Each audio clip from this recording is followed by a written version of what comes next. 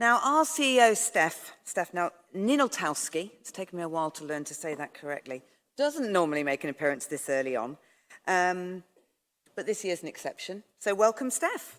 Thank you very much indeed. In the 5 years I've been in this job, I've met some of the most amazing people. This next guest of mine is probably up there amongst the most incredibly inspiring, incredibly passionate and incredibly awesome human beings on this planet. Ladies and gentlemen, please welcome to the stage Alice Hendy. Do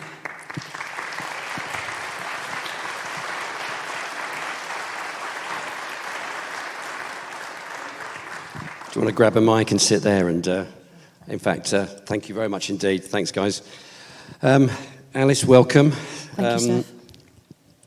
I wonder if you could start by explaining why you started the wonderful Ripple Suicide Prevention charity. Yes, of course. So, good morning, everybody.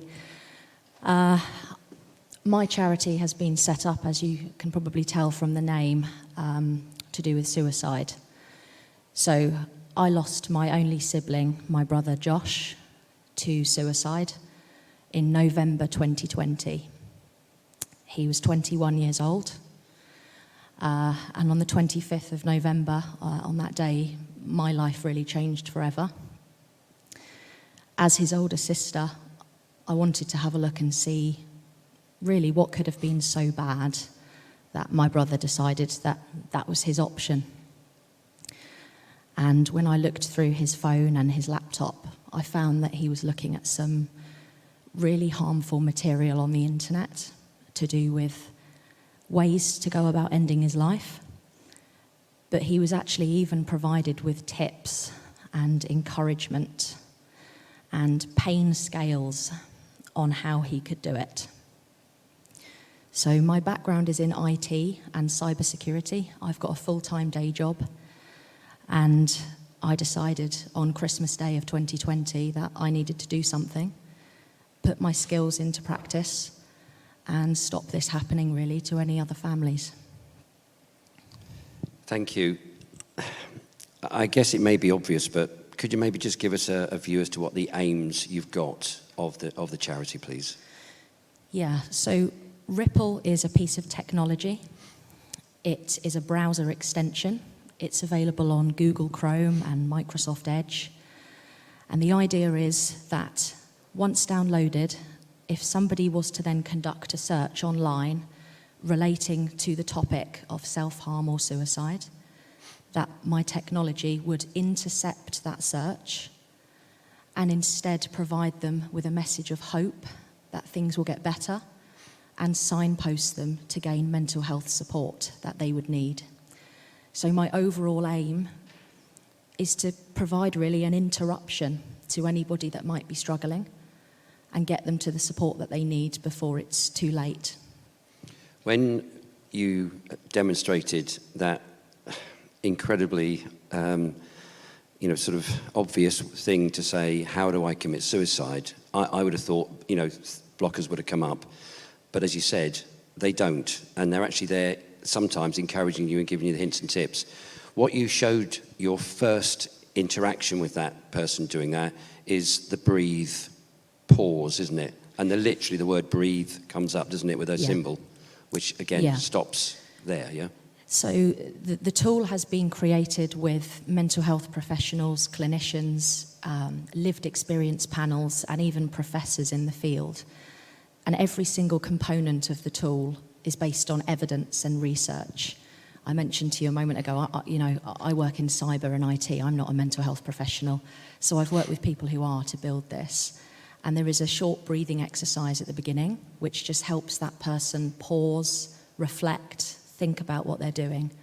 And then the signposting of mental health support in a calm, uncluttered way is presented to them. And since the 10th of September, which is the day I launched my technology, it's now been downloaded over 110,000 times, and it's saved 22 people from taking their life.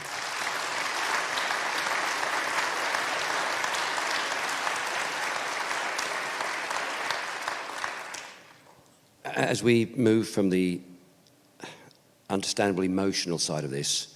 There are business leaders out here that might say, oh, hang on, what about, the actual controls, and what about, that sort of cyber security? For any business leader here thinking, I need to get this installed, what assurances can you give around that security? So I think I'd be pretty rubbish if I worked in cybersecurity and didn't have these policies and procedures in place, really. So you've got several bits of assurances here. I've got all of the due diligence that is required: data privacy, GDPR regulations, and so on. This is a free tool for schools, colleges, universities, charities, non-for-profits to download en masse. So it's not something that you have to install individually on each computer. This is something which these organisations can install thousands of machines at a time for free.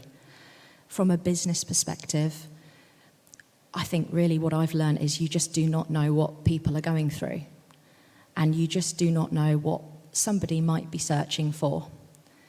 So I would encourage anybody listening to this today, whether you're an education provider or a business, to please get in touch with me and install Ripple and deploy it on your systems for your colleagues. But also, if there's any parents in the room today, please install this on your computers at home, because you just do not know what your children might be looking at. And I think that probably starts to answer the last of my questions for you, which says, from today, I know you're going to be here through the networking break, and people will come and talk to you about that, which is fantastic. But what other support? We've talked about, support for you. We've talked about trustees. We've talked about other things. What can this audience do for Ripple today and beyond, apart from, using this world-class tool? I think spreading the message for me as much as you can would be fantastic. I am on all social media. If you just type in Ripple Suicide Prevention.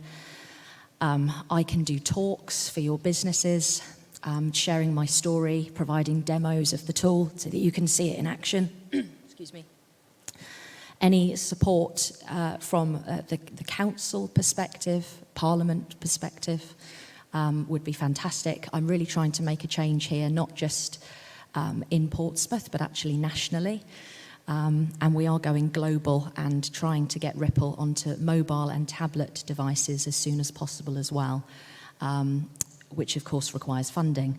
So any donations towards the charity, fundraising efforts and so on, partnerships would be hugely helpful for the charity as well, because I think that's really key for me to say is, I'm not a business.